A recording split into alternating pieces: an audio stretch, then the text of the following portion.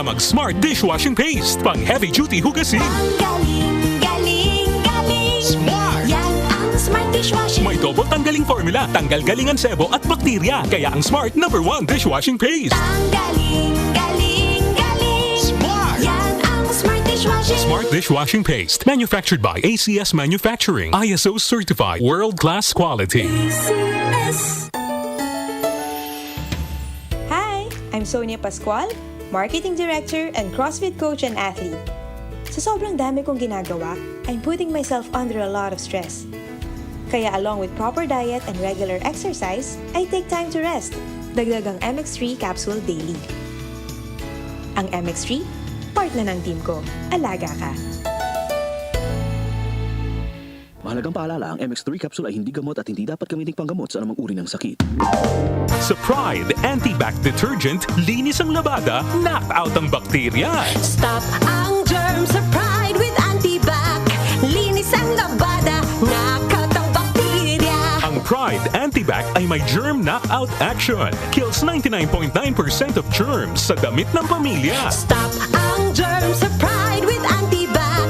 Linis ang labada, knockout ang bakterya. Pride Anti-Bac Detergent. Manufactured by ACS Manufacturing Corporation. ISO certified. World-class quality. ACS. Sa pagwawakas ng mga talakayan natin sa mga aralin at module na nakapaloob sa RCEF Mechanization Program, abangan ang pagtatapos sa pag-aaral ng ating mga kaeskwela dahil nalalapit na ang graduation ngayong March 15, Recognition Day, upang parangalan ang mga natatanging FCAs, at sa March 18 and 22 para sa mga magsisipagtapos natin mga kaeskwela sa Luzon, Visayas, and Mindanao. Hinihikayat po namin ang lahat ng mga kaeskwela nating FCA na makinig sa ating graduation program para sa mga rehistradong magtatapos ng mga FCAs at makakatanggap ng certificates at ng mga advocacy materials mula sa Philippine Center for Post-Harvest Development and Mechanization of PhilMec. Makinig, makilahok at umarangkada dito sa Radyo Eskwela, angat ani sa tamang makinarya.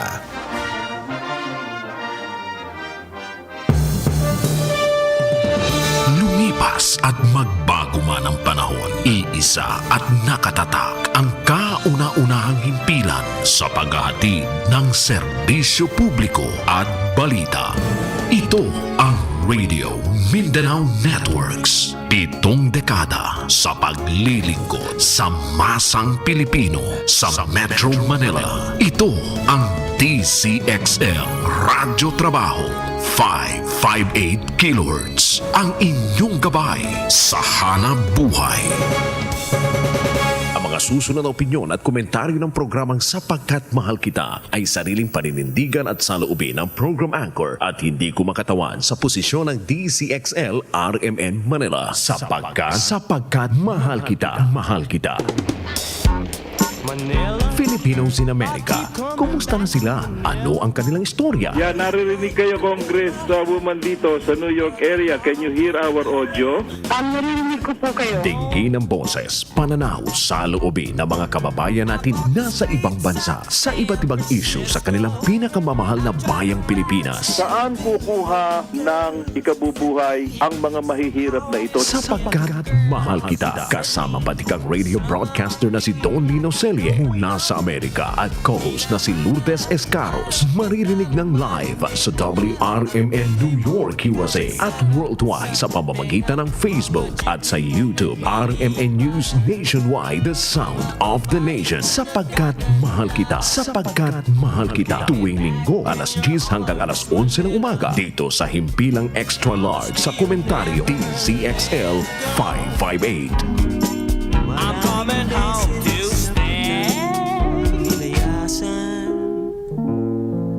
iniwanan at ibang pinuntahan. Sapagkat mahal kita. Parang babaeng ang hirap talagang malimutan. Tingin ng boses, pananaw, saloobin ang mga kababayan natin nasa ibang bansa. Sapagkat mahal kita. Ikaw lamang ang aking laging pinabalikan.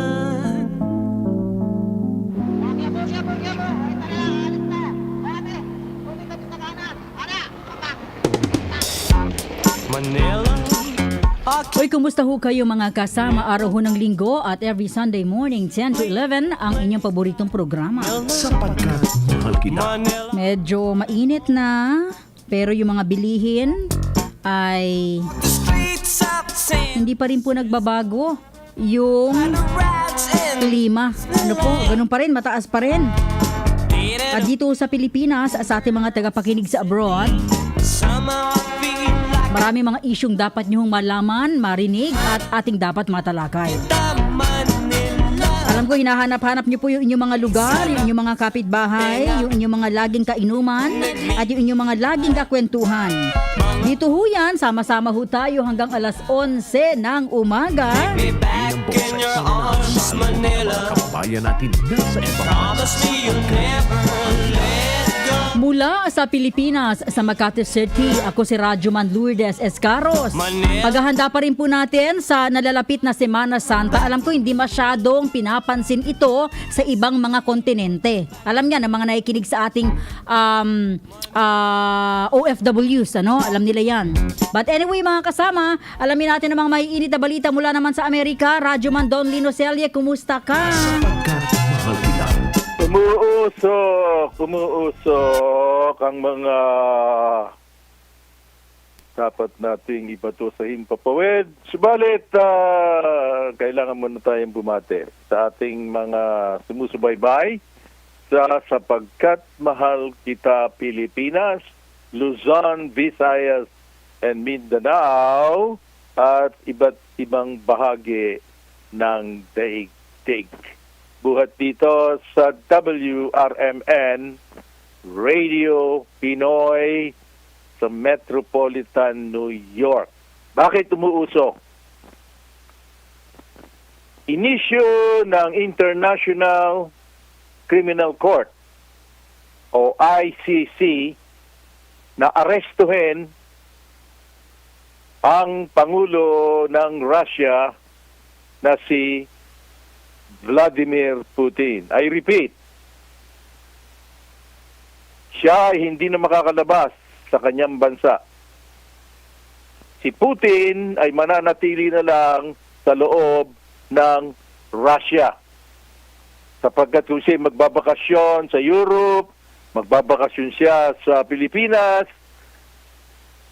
sa China, sa Amerika, dahil pwede siyang pumunta rito sa amin sa New York. Dahil may neutral ground dito ang United Nations. No. No pwede. Aarestuhin siya ng International Criminal Court.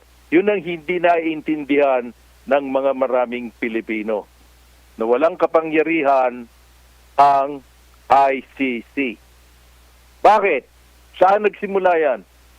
Winarningan na siya na tigilan ang pagdideport ng mga kabataan, especially mga baby sa Ukraine, nagkakaroon ng cleansing. Pag sinabing cleansing, yung bang kung ikaw medyo hindi Ruso, doon ka, pumunta sa ibang bansa, maging homeless kayo ron.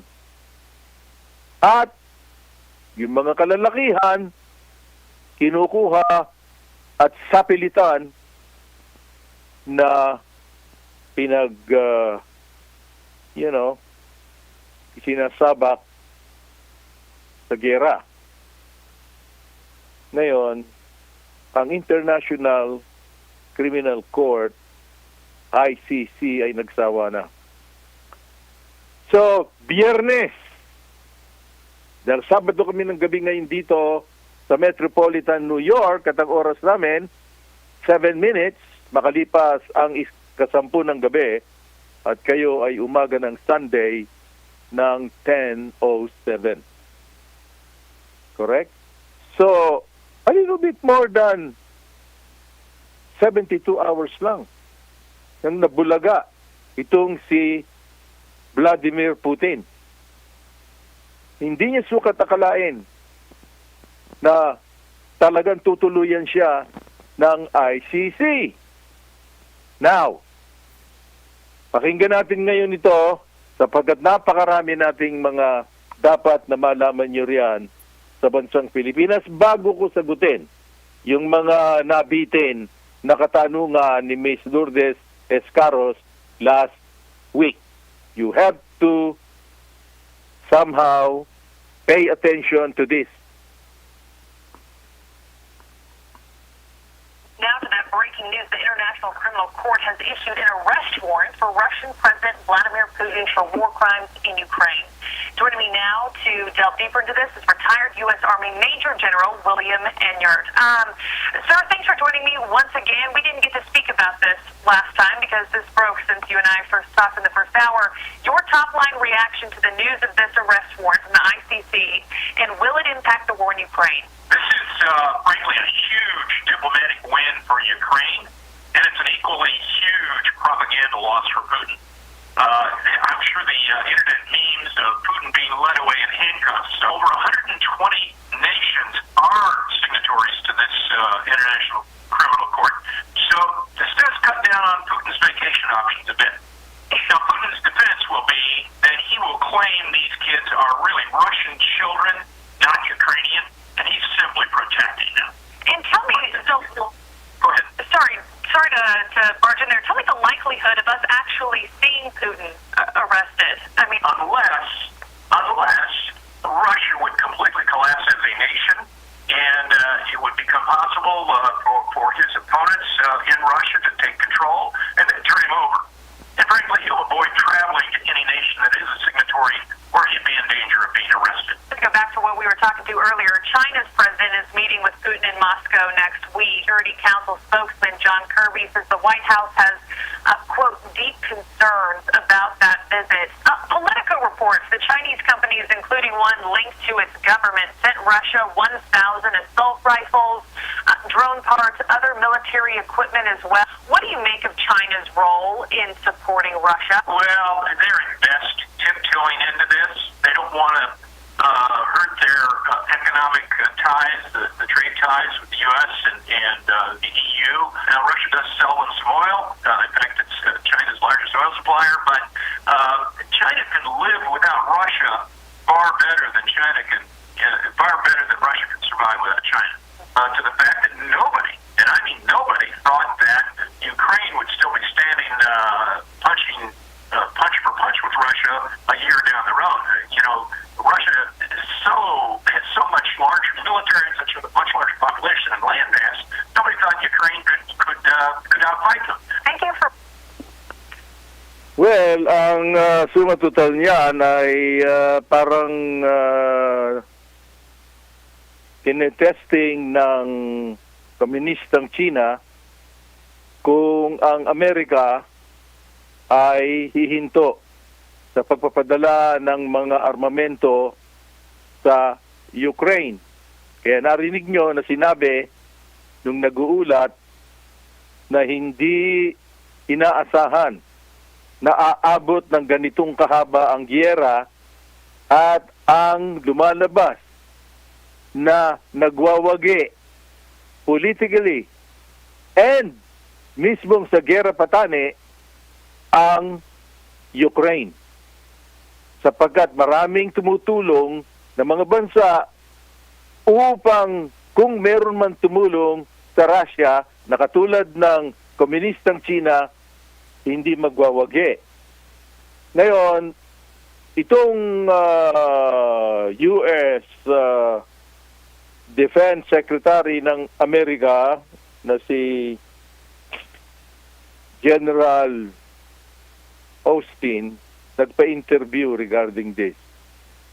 At makinig kayong maigi sapagkat kasama kayo dito sa mga babanggitin, hindi lang niya sasabihin ang salitang Philippines. Pero ipaliliwanag niya ang commitment ng Amerika. Uli, sa madlang people, na ang komunistang China, kapag in-invade nila ang Taiwan, magkakahalo ang tinalupan sa karambas. I've said this before. Hindi nagbibiro ang Amerika Kaya, more than how many hours na? Actually, iisang linggo na. Yung warning nila sa Taiwan, napapasok sila at talagang kukunin nila sa pilitan ang Taiwan, hindi nangyari. Sapagkat isang hanay ng mga F-16 and F-15 ng Amerika ang nandoon na nakahandang sumagupa sa mga papasok ng mga komunistang China. Ngayon, pakinggan natin ang interview na isinagawa dito kay U.S. Defense Secretary Austin. We heard recently the U.S. revealing some intelligence. They do believe China is preparing to provide potentially lethal assistance to Russia to help them in Ukraine. This would be a very bad mistake if China were to do this, further complicate things. And you think they're preparing to do that? I can't speak for the Chinese. I mean, and so again, if they were to do that, it would be ill-advised. When it comes to that, if they do take that step and China does move to provide lethal assistance to Russia for this, what are the consequences going to look like for China? Well, of course, there's reputational risk, and of course, I'm sure China would love to enjoy a good relationship with all the countries in Europe. What Russia has done is horrible. I mean, adding to that, I think it would be a very, very ill-advised step for China to take. Would it significantly help Russia, though, if they did add that? You know, how much of a blow would that be for the Ukrainians if Russia starts getting that kind of assistance from China? Well, again, I don't want to get into hypotheticals, but it's clear that if China, if they provide substantial support to Russia, it prolongs. We'll assess the issue. If it's a threat, we'll deal with it. There are reports that the U.S. is preparing to send more U.S. military forces to Taiwan. Is that accurate? I won't comment on troop deployments or operations or our training. What I will tell you is we remain committed to supporting Taiwan in accordance with the Taiwan Relations Act. We're going to do everything that we can to help them acquire the means to defend themselves. The general who's the head of Air Mobility Command recently sent a memo out saying that China and the U.S. he believes would be at war 2 years from now. He said, quote, "My gut tells me we will fight in 2025. Is that true? What you've heard me say in the past, and I'll say it again today, is I don't see an imminent attack by China on Taiwan. But what you have to, we can talk about what we see, and what we see is increased activity by the Chinese in the Taiwan Strait. We've seen a number of centerline crossings in the airspace. We've seen increased activity in the waters around Taiwan as China continues to try to intimidate Taiwan. Given that, why do you not think an attack is imminent, given you're seeing that increased activity? There are a number of reasons that I won't go into here, but I don't think it's in Xi's best interest to attack Taiwan at this point in time. And you have to judge them by what you're seeing. And again, we are seeing increased activity. We got to make sure that we have that we remain focused on this, and we have the ability to deter China from making a bad decision. We have to make sure. Ano yun? Yung tilaok ng manok, naririnig dyan sa Batanes. Ganong kalayo ang Taiwan. Kapag lumusob ang komunistang China, sapagkat kailangan na nila ang kwalta, nawawala na sila ng economic, ability, magandang ekonomiya ng Taiwan. Maraming ginagawang computer chips dyan. Pero like what I said, mag-iisang linggo na yung ginawa nilang opisyal na abiso sa presidente ng Taiwan na papasok sila sa kalagitnaan last week, hindi ginawa. And you know why? Sapagkat alam nila na ang Australia ang Japan at ang Pilipinas ay merong tripartite na agreement na sa Amerika. At sumama na pati ang Pransya, ang Italia, at kung sino-sino pa. Mahigpit ang tensyon dito sa aming bahagi ng Northern Hemisphere. Pakinggan natin ang high tension na nagaganap dito sa aming bahagi. This concern that China is considering aid in this war to Russia.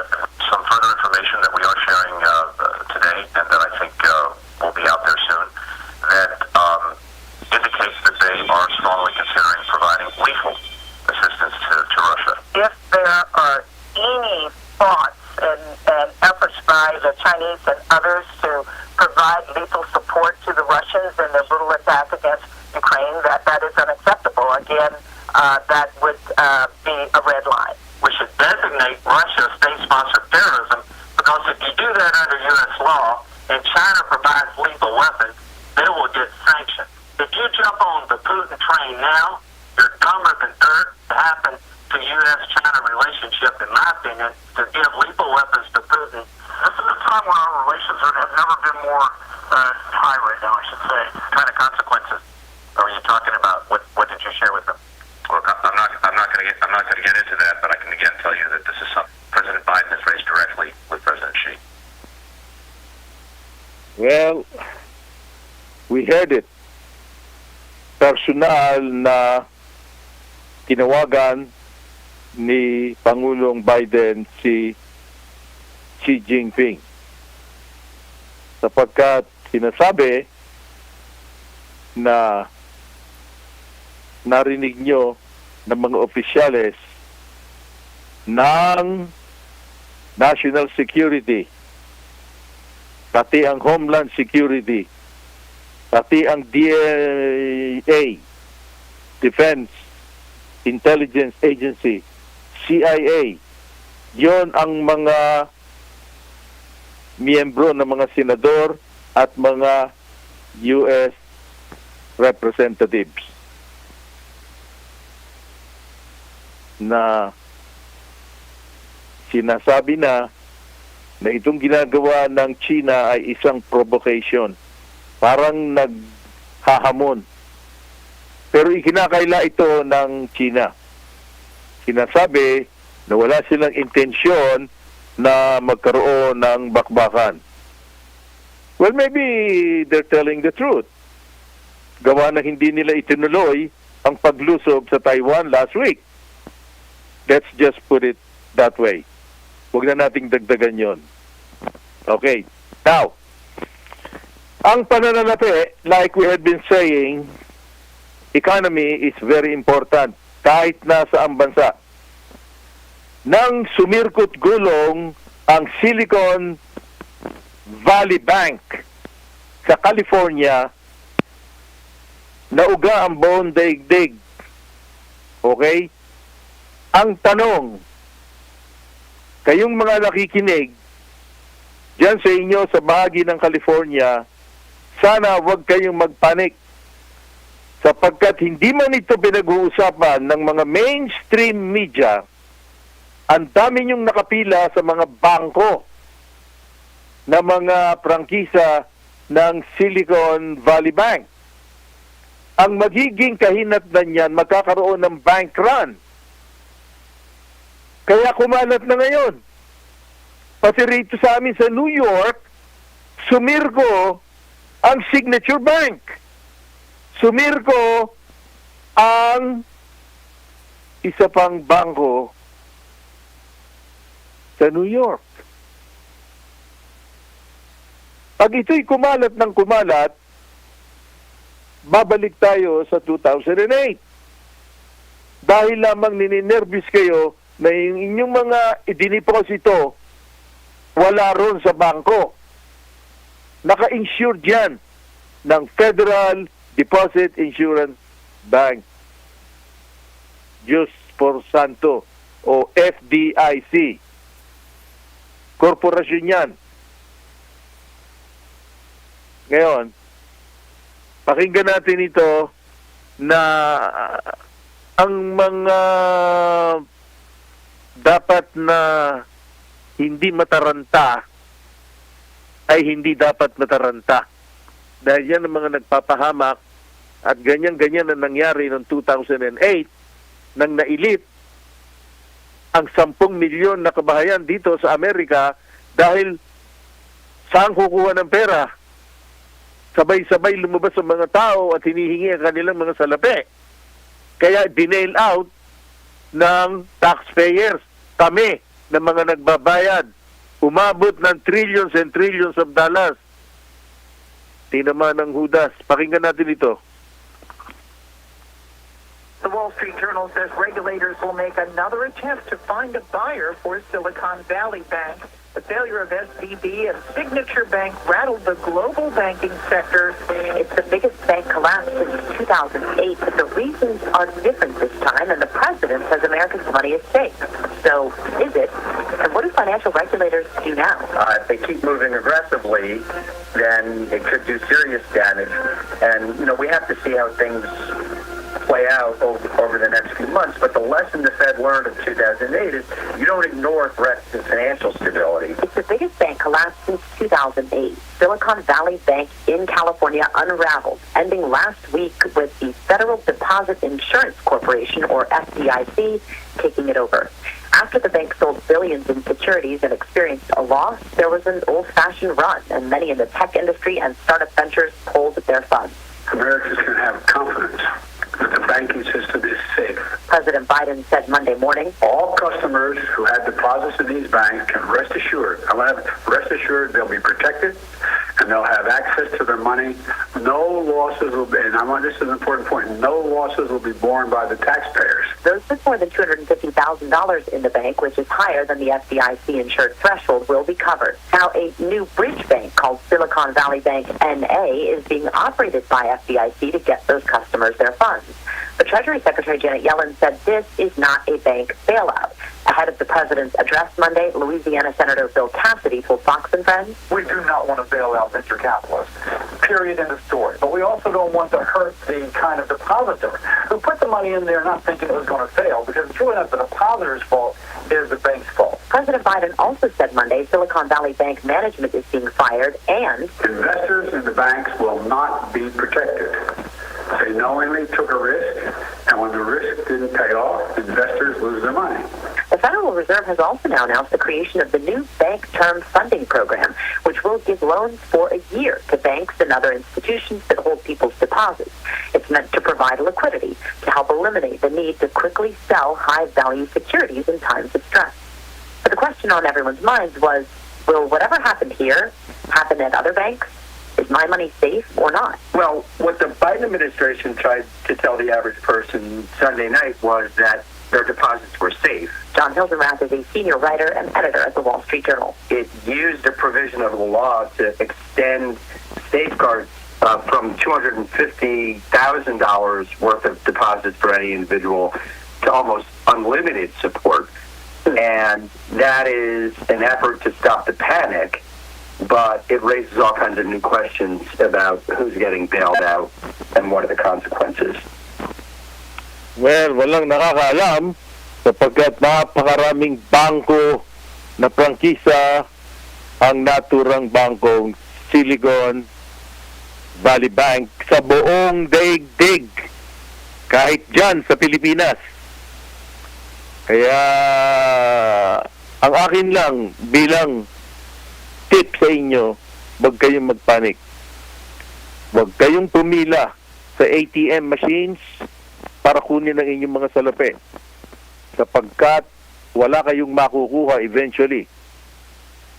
At babagsak ang mga bangko.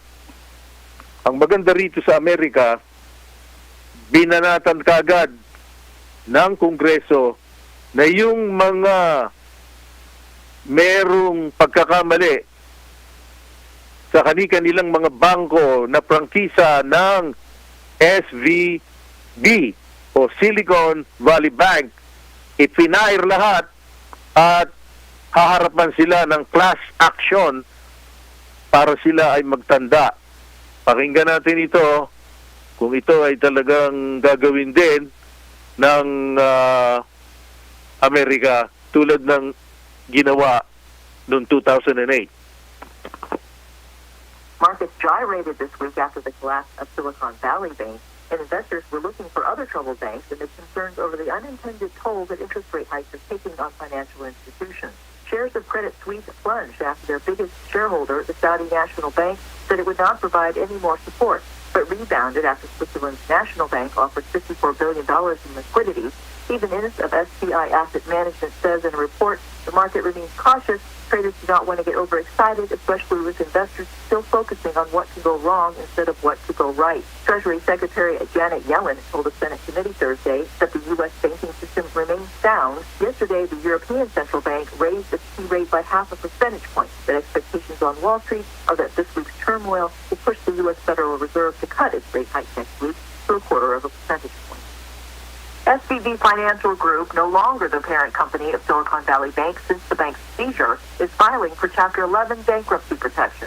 Silicon Valley Bank is now being run under the jurisdiction of the FDC as a so-called bridge bank, and it's not part of today's Chapter 11 filing by SVB Financial Group. SVB Capital, a venture capital and private credit fund platform, and SVB Securities, a regulated broker-dealer, are also not part of the bankruptcy. But the financial group, along with its CEO and chief financial officer, are the targets of a class action lawsuit that claims the company didn't disclose the risks that future interest rate increases would have on its business. In a statement, restructuring officer William Costuros wrote, the Chapter 11 process will allow the group to preserve value as it evaluates strategic alternatives for its prized businesses and assets. Market Malungkot na pangyayari yan. Anyway, oras na para maghatid ng paalala ang DZXL as usual. So, it's 10:30 at si Lourdes ay nakahanda ng iba to ang commercial. Go right ahead. We'll stick around here in New York. Maraming salamat, Radyoman Don Lino Celle mula sa RMN New York, USA. Yung mga kaganapan, balita, syempre, pinakamalaki talaga. Ito nangyari na inilabas na warrant of arrest ng International Criminal Court. Yes, totoo na talagang wala ring magagawa. Ano po, yung ICC to arrest Vladimir Putin dahil ang magpapatupad ho niyan ay yung kanilang mga authorities. But, talagang hindi ka na pwedeng lumabas. Dahil kung pupunta ka sa mga bansang member ng Rome Statute, yung gumawa, bumuo ng ICC, bingo ka talaga, huli ka. Diyan ka na lang talaga sa Russia. Ano po? Anyway mga kasama, babalikan ho natin ang mga may init na issue at usapin. Oras ho natin, 10:32, at ako pa rin si Radyoman Lourdes Escaros. Inang boses, sa loobing ang mga kababayan natin sa ibang bansa sapagkat mahal kita. That time check was brought to you by ACS Manufacturing Corporation, ISO certified world-class quality. ACS. This news was brought to you by EO Executive Optical. For expert eye care, come to EO Executive Optical with over 250 stores nationwide. EO Executive Optical. Love your eyes. That news was brought to you by ACS Manufacturing Corporation, ISO certified world-class quality. ACS. Pride Bar, hindi lang puti, kisla puti. Pag nilaban sa Pride Bar Blue, ang puting damit ay magiging mas puti ito, mas puti ito, mas puti ito. Sa Pride Bar Blue, pwedeng hindi na ako magtina, anyel o bleach dahil ang Pride Bar Blue ay may power whitener na nanunuot sa bawat hibla. Kaya ang damit ay kisla puti at panayan pa sa kamay. Mas puti ito, mas puti ito, mas puti ito. Pride Bar Blue with power whitener. Di lang puti, kisla puti. Pride Bar Blue. Manufactured by ACS Manufacturing Corporation. ISO certified. World-class quality. ACS. Wala ka bang trabaho? Narito na ang mga bakanteng trabaho para sa'yo, local o overseas, sa Job Openings. Sa Metro Manila, ang Perlin Unlimited Corporation ay nangangailangan ng mga sumusunod. Merchandiser, 30. Delivery helper, 10. Promodizer 25, Waiter 10, Waitress 10, Office Staff 5, Accounting 2, isang Graphic Artist, 3 Driver, Mechanic 1, 5 Kitchen Helper, 15 Dishwasher, 10 Cashier, and 3 Janitress. Kung kayo'y interesado, maaari kayong tumawag sa Radyo Trabaho Hotline 8882-2370 o sa aming text line 0967-372-9014 o magpadala ng inyong updated resume sa aming email address na radyotrabaho@gmail.com. Para sa karagdagang impormasyon at iba pang job openings, maaaring bumisita sa aming website, rmn.ph at Facebook page RMN DZXL 558 Manila. Ako po ang inyong boss Ramsey Tirona at dito sa Radyo Trabaho, abay trabaho lang, walang personalan. Santon Plus Herbal Capsule. Ako si Jessa, 25 years old. Dati may leukemia ako. Kasabay sa pag-take ko ng aking mga gamot, ang Santon Plus Herbal Capsule. Ang laking tulong talaga ng Santon Plus. And finally, I'm a leukemia survivor. Santon Plus. Mabibili sa mga butika. Para di madaling masira ang ngipin ng pamilya, ngayon pa lang, Unique toothpaste for brushing every after kumain. dahil ang Unique toothpaste may Max Protect formula. Ngipin ay Max Alaga, Max Protektado pa. Helps stop cavities even before they start, while keeping breath fresh with regular use. Unique toothpaste for brushing para siguraduhin ngipin ay Max Alaga, Max Protektado pa. Unique Max Alaga, Max Protectado with Unique toothpaste maximum fluoride protection. Manufactured by ACS Manufacturing. ISO certified world-class quality. ACS. For expert eye care, come to EO Executive Optical with over 250 stores nationwide. EO Executive Optical. Love your eyes. Kapabayaan ang isa sa dahilan ng sanhi ng sunog. Maging responsable. Ayusin ang linya ng kuryente. Kapag may spark ang electrical wire, ipacheck kaagad ito. Huwag kalimutang hugutin ang electrical plug sa outlet. Huwag mag-imbak ng mga bagay na madaling magliyab, gaya ng gasolina. Siguraduhin hindi mapaglaruan ng mga bata ang posporo o lighter. Dapat din suriin kung may singaw ang ginagamit na LPG sa tuwing magluluto. Ang sunog ay pwedeng iwasan kung tayo ay may pakialam. March is Fire Prevention Month. Isang serbisyo publiko hatid ng DZXL Radyo Trabaho 558 kHz.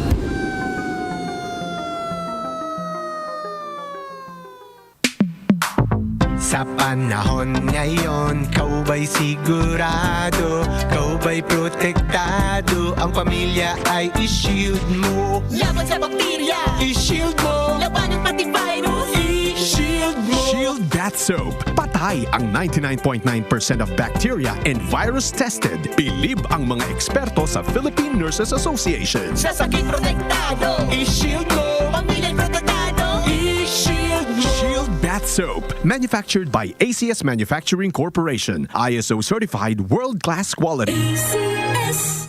Santon Plus Coffee Mix. Ako si Delphine. Ito lang masasabi ko sa Santon Plus Coffee Mix. The best ang lasa. Tama lang ang tamis sa tapang at malalasahan mo ang soya, malunggay at santon na wala sa ibang kape. Santon Plus Coffee Mix. Kape na, gamot pa. Mabibili sa mga butika.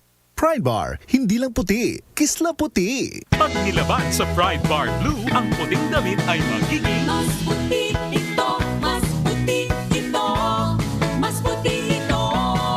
sa Pride Bar Blue. Pwedeng hindi na ako magtina, anyel o bleach dahil ang Pride Bar Blue ay may power widener na nanunuot sa bawat hibla. Kaya ang damit ay kisla puti at panayan pa sa kamay. Mas puti ito, mas puti ito, mas puti ito.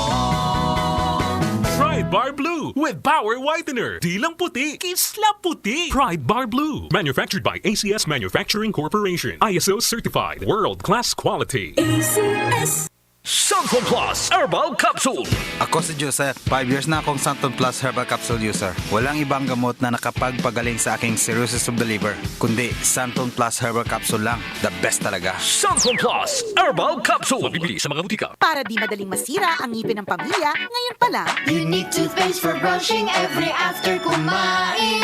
dahil ang Unique toothpaste may Max Protect formula. Ngipin ay Max Alaga, Max Protektado pa. Helps stop cavities even before they start, while keeping breath fresh with regular use. Unique toothpaste for brushing para siguraduhin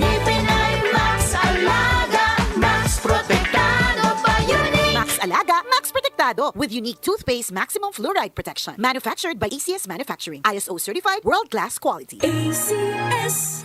Love your eyes, look out at the world in the best way possible. Executive Optical. Love your eyes, look out at the world. EO Executive Optical. EO Executive Optical. Ang buhay ay masaya pag ang hugasin ay easy, lalo na sa masebong kaldero at kawali. Kaya mag-Smart Dishwashing Paste. Pang heavy-duty hugasin. Galing, galing, galing. Smart! Yan ang Smart Dishwashing. May double tanggaling formula. Tanggal galingan sebo at bakterya. Kaya ang Smart #1 Dishwashing Paste. Galing, galing, galing. Smart! Yan ang Smart Dishwashing. Smart Dishwashing Paste. Manufactured by ACS Manufacturing. ISO certified. World-class quality. ACS. May libreng sakay pa ba? Oo, meron na uling libreng sakay. Uy! Libreng sakay is back! Abangan ang libreng sakay at cash prizes, gift packs at hygiene kits. Hatid ng Shield Bath Soap. Halina sa libreng sakay at manalo mga kasama sa mga maswerteng pasahero na sasakay sa aming libreng sakay ng DZXL 558 Radyo Trabaho. Automatic na mananalo agad-agad. Kaya ano pang hinihintay nyo? Abang-abang na sa mga sumusunod na ruta. Tulay, Buting, Kalayaan, Buting, Guadalupe, vice versa. Sa March 30, 2023, RMN Libreng Sakay. Libreng Sakay. Hatid ng DZXL Radyo Trabaho 558 kHz at ng Shield Antibacterial Soap na patunayang mabisa. Mga nurse, tiwala. RMN Libreng Sakay. Libreng Sakay. RMN sa Metro Manila. DZXL. Radyo Trabaho. DZXL. Ang tunay na gabay sa hanap buhay. Uy, balik ko tayo sa programa sa Pilipinas. Inyo pong kasama si Radyo Man Lourdes Escaros, at sa Amerika puntahan natin, balikan natin ang mga impormasyon, balita, opinyon ng ating kasama sa RMN New York, USA, Radyo Man Don Lino. Maraming salamat, Miss Lourdes Escaros. Lulubusin ko na itong mga kaganapan sa Northern Hemisphere ng daigdig, referring to America, Europe, and all that. Alam nyo na ang bangkong USB, napakalaki niyan sa Europa. Yan ay pag-aari ng Switzerland. Ngayon, medyo sa nangyari na tumulaps dito sa Amerika ang Silicon Valley Bank, like what I said, it affects every country. Yung Credit Suisse, malaki yan. Tumemplang na rin. Kaya iti-take over ng USB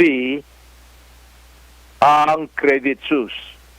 Merong Credit Suisse dyan sa inyo sa Philippines. That's right.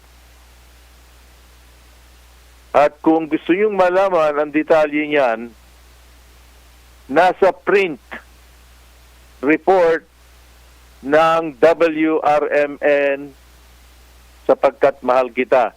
Pumunta kayo sa Facebook, sa aking official account na Don Lino Celle. At ipapaalala ko na rin sa inyo na kung na-miss nyo itong mga aming balitaktakan dito ng balita at ng mga opinyones ni Lourdes Escaros, pumunta lang kayo anytime. Okay? Sa youtube.com at ilagay nyo lang isalitang Sapagkat Mahal Kita. At maririnig nyo ang buong programang napapakinggan nyo ngayon. Anyway, meron tayong humahagunot na breaking news dito. Nag-anunsyo, mga ilang minuto lang ang nakakalipas, kinonfirm ni former President Donald Trump na siya ay aarestuhin sa darating na Martes. Malungkot ito. Malaking gulo ito pag nangyari. He has millions of followers. My goodness. Ngayon pa lang ay medyo ang mga network ay nagbibigay na ng feeler kung anong magaganap sa Martes. Yan ay may kinalaman sa kanilang ibinibintang kay Trump na yung mga paggawa ng barilan, patayan nung Enero sa loob ng Kongreso ay pina-finance at yun ay itinutulak nung mga araw na yon ni Donald Trump. May isa sigurong lukutoy na US federal judge na nag-issue na arestuhin sa Martes si Donald Trump. Eto, nakikita ko ngayon at nagsasalita siya. Ang laki-laki ng kanyang espaso at nandoon ang kanyang mga napakaraming followers. At ang naulinigan ko ay sa wikang Tagalog, hindi nagugulo ang aking buhok. Yan sa gagawin nila sa Martes. If indeed they're going to arrest me on Tuesday. So, maghintay tayo. All right. Alam nyo, ang Amerika nagkaroon ng, para bang confuse ang mga tao sa nangyari between sa drone ng Amerika na pumasok sa teritoryo ng Russia at iba ang mga lumabas sa media. Ang sinasabi, binanatan daw ng Air Force ng Russia yung mga drone ng Amerika. Mali. Ang sinasabi ng US Pentagon, nung nalaman nila na sila yung may entrada doon sa red line, sa boundary ng Russia, on the west side, ang ginawa, ini-nosedive na lang nila yung drone sa Black Sea.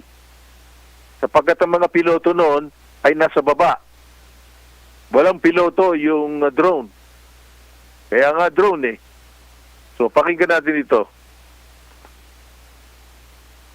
Russian fighter pilots involved in an incident with a US drone that resulted in its crash will be given state awards for preventing the drone from flying into the area that Moscow has banned for flights, adding the ban was in line with international norms. The move appears to signal Moscow's intention to adopt a more aggressive stance toward future U.S. surveillance flights. The U.S. military has said it ditched the Air Force MQ-9 Reaper in the Black Sea on Tuesday after a pair of Russian fighter jets dumped fuel on the surveillance drone. Maliwanag. So iba na yung naririnig natin sa mga opisyal na mga nag-uulat buhat sa US Pentagon. Ngayon, may nabanggit si Lourdes last week na Pilipina na pinaslang ng isang suspect na kung boyfriend o asawa, we have no idea. Ngayon, nung binasa ko ang mga ibang mga pag-uulat, including ABS-CBN and GMA7, iba-iba kanilang mga version. We don't do that in America. First of all, bakit nila binanggit yung mga bata? Dito sa Amerika, hindi babanggitin yun. Kaya ang ginawa ko, tinawagan ko ang Daily City Media Press Office. Nang maintindihan natin Yun talagang nasa record nila na pwede nilang ibigay sa publiko. Let's see.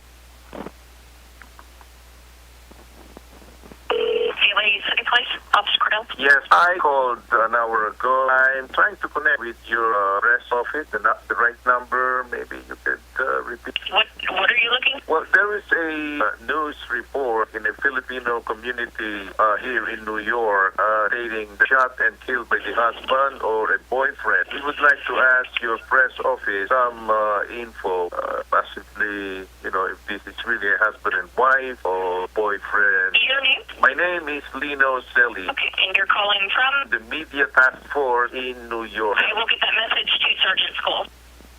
Okay, ladies, city police. Yes, I called.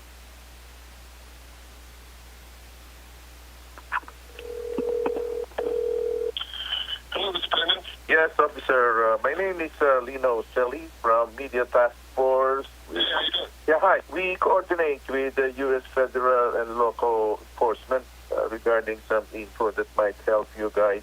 I'm trying to confirm in Bailey City if indeed a Filipina 27-year-old Frances Kendra Lucero was shot and killed on March 6th by a husband or a boyfriend. His name is Romier Narag. We'd like to know if the alleged shooter was charged with murder and also was he arraigned already? Is the shooter a Filipino too? And is he represented by a counsel? March 6th, your names are correct. He was arrested and booked. As far as anything after that, you would have to contact the San Mateo County District Attorney's Office. But he is in jail, right? I would assume so. I mean, he was booked. I don't know if he bailed out, if the bail was even offered, if he's been arraigned. I don't have any of that information. And you don't even confirm with me if he was indeed charged with first-degree murder or... I don't... he was booked on murder, first-degree murder. He was booked on weapons charges. However, the filing decision and all that is from the San Mateo County District Attorney's Office. So I'm not keeping up on the case to know what charges they filed, so on and so forth. And I don't want to bore you with this, but you don't know if he is represented by a counsel. I do not know. Correct. So he sits there in jail. I believe so. It's kind of hard to bail out on first-degree murder charges, but I haven't been keeping up with the case since the arrest last week, so I don't know what his current jail status is. Can we at least confirm with you if he is indeed a Filipino himself? I mean, based on the name, it sounds like a Filipino name. Okay, so, I mean, you would probably know better than I. I mean, does the name appear to be Filipino? No, it doesn't. Oh, really? No, Filipinos are more likely to carry a name Cruz, Bella Cruz, but this name is kind of weird. We have him listed, but I don't have any way of confirming that. That's right. Yeah, it would be unfair to misrepresent whatever your record reflects. At any rate, my last question to you is, this happened March 6th of this year. Correct. Do you know approximately what time? Give me 1 minute. At approximately 7:30 in the evening. And also, officer, there were two times, right? And they saw how the mother was shot. I don't have any knowledge of that. Even if I did something like that, the case details, it wouldn't be up to me to release them. That would be up to the district attorney's office. That's right. Yeah. Well, you and I know that we cannot reflect those info to the public when children are involved, and guys here are doing it, and that's why I got excited when I saw this. I said, "This is not right," Gotcha. Because Filipinos here are upset. Why would they mention two children? And we cannot even confirm if the guy is a Filipino himself. I guess you wouldn't reflect on your record that this guy is a drug user or something? Sure, I have more information to provide you on this case. Any further information would have to come from the San Mateo County District Attorney's Office. Okay,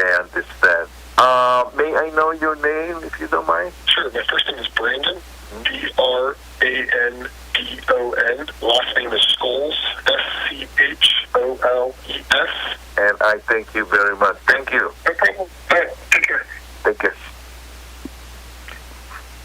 Well, yun lang. Hindi ko nadadagdagan yon. Kung ano yung narinig nyo na usapan namin nung opisyal ng law enforcement sa media press office ng Daly City, yun lang. Pero, napunan nyo na sinabi niya na hindi pwedeng ibigay yung pangyayari na nakita ng mga bata na pinatay o binaril yung kanilang ina. Pero that's what we've been reading. Nababasa ko sa media ng mga Pilipino, especially yung mga freelance. Anyway, meron ka bang oras na hindi kita i-interrupin, Miss Lourdes Escaros, kung ano ang pwede mong iligwak? Maliban na lang, I think you can appreciate this too, dahil nabanggit mo rin yung sinabi na isang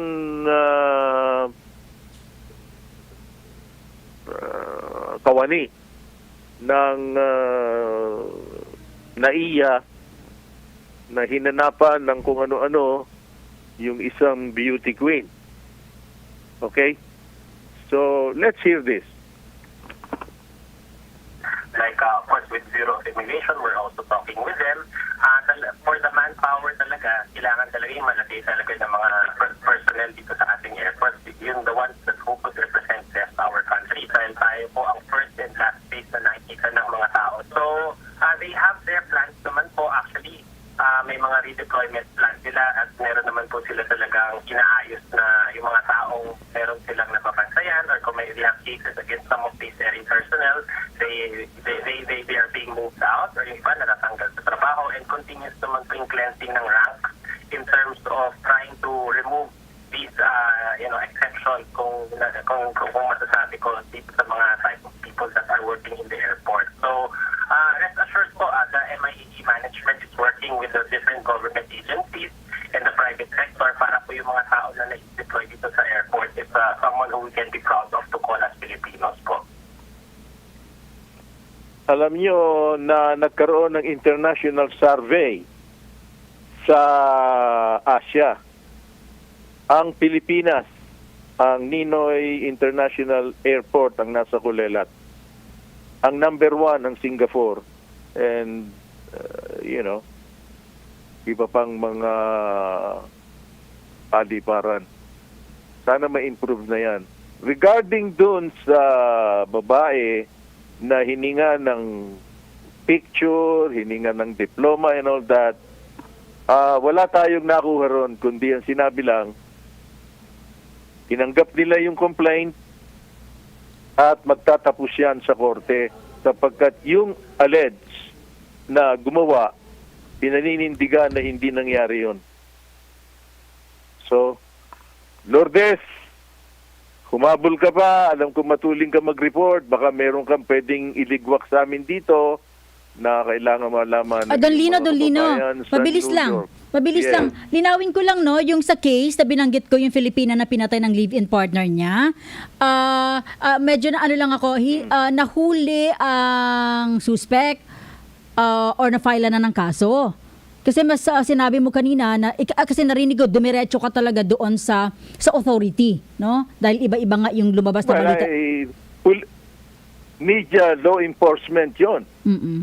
Maliwanag na sinabi niya. Nando doon, nakakulong. At nung tinanong ko kung nakapiyansa, sabi niya napakahirap na magpiyansa ang na-charge ng first degree murder. Sa Amerika, kapag ang probable cause ay inaresto ka at ang charge ay first degree murder, wala kang pupuntahan kundi kulungan. Ngayon, kung marami kang kwarta, kung anak ka ni Donald Trump, posibleng ang mga abogado mo ay mga katulad ng humawak kay O.J. Simpson, maaaring maka-bailout ka. Pero sa pangyayaring ito, mababasa mo doon sa usapan namin, nung mismong media law enforcement officer na nakakulong yung suspect. Until now, it is a suspect. Hindi pwedeng sabihin niya na mamamatay tao. We cannot say that in America. Maaari may circumstantial evidence, hindi natin alam. Do you know? Baka doon sa pagtatalo, biglang pinalo nung babae sa ulo ng palayo. Bumagsak sa bato. Yung babae, sa lakas ng palo, yun ang ikinamatay. So what I'm saying here, mag-iingat ang mga freelance Pinoy media rito sa Amerika. You don't know the protocol dito sa Amerika. Kung kukuha kayo ng tama at wastong pag-uulat, kausapin nyo ang mismong officers, law enforcers, media task force, na katulad namin. Ang RMN ay isang media task force. We coordinate with federal and local police at tumutulong kami sa mga pangangailangan nila. Pero may protocol na dapat na sundin. May hindi dapat sabihin, hindi dapat isulat. Otherwise, ma-charge ka ng libel, defamation, ng milyong-milyong dolyares. Kawawa ang may-ari ng network. That's what I'm saying. Ngayon, kung nandiyan kayo sa Philippines, sige lang sa internet, kakalat yan sa buong daigdig, yun ang nalalaman ng mga nakababasa, nakikinig, at what not. That's it. So that's my answer to you. The guy is in jail. Nandoon siya, hindi siya makalabas sapagkat napakahirap magpiyansa ang merong nakataling first-degree murder na haharapin niya sa korte, Miss Lourdes Escaros. Okay, so maganda yan at nakaantabay kami sa mga susunod na balita kaugnay sa malungkot na kaso na yan, Radyoman Don Lino Celle. Maraming salamat sa update, Radyoman Don Lino. You're welcome. At 10 o'clock, Sunday, abangan natin sa DZXL kung talagang aarestuhin si Donald Trump na dating Pangulo ng Amerika sa Martes. Back to you, Lourdes. Maraming salamat sa DZXL staff. Back to you sa Thank you. Manila. Thank you, Radyo Mandon Lino Celle live mula sa RMN New York, USA. Abangan nyo rin ho yan, yung issue na yan. Tiyak na balita yan bukas sa mga pahayagan dito sa Pilipinas. And of course, yung warrant of arrest na inilabas din dito kay Russian President Vladimir Putin. Dahil yan po related din dito po sa kanyang kaibigan na sinasabi nga na inire-relate dito kay dating Pangulong Rodrigo Duterte. Pag-uusapan ho yan dito sa RMN DZXL 558 Manila. Thank you everyone! Happy Sunday! Ako si Radyoman Lourdes Escaros. Opinyon at komentaryo ng programang Sapagkat Mahal Kita ay sa